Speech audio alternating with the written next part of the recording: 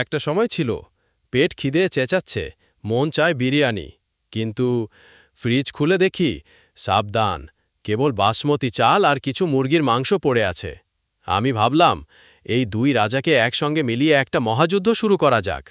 পেঁয়াজ দিলাম golden brown, মশলা দিলাম, গন্ধে প্রতিবেশীরা দরজা খুলে তাকাচ্ছে। মুরগি ঢুকলো, চাল ঢুকলো, আর আমি শুধু হুইসেল দিলাম, ওই বিরিয়ানি রেডি হইতাছে। প্লেটে তুলে নিলাম, ঘ্রাণ এমন যেন স্বর্গ নিচে নেমে এসেছে, আর বলছে বউ না থাকলে চলবে, কিন্তু এই বিরিয়ানি থাকতেই হবে। তুই প্রেমে ছ্যাঁকা খাইছিস, আর আমি বিরিয়ানির প্রেমে পড়ে গেছি স্থায়ীভাবে। মুরগির মাংস আর বাসমতি চাল দুজনই সিঙ্গেল ছিল, তাই আমি ওদের একসাথে করে দিলাম।